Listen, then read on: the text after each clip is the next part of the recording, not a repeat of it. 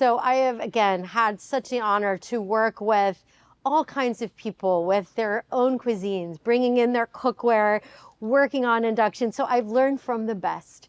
And another big question that people have is, can you do wok cooking?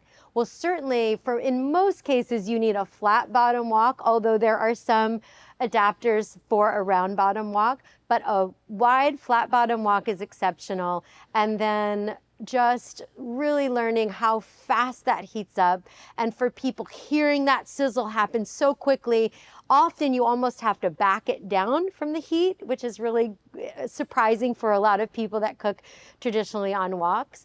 And the same thing, you can move it, you can toss, do everything that you would normally do.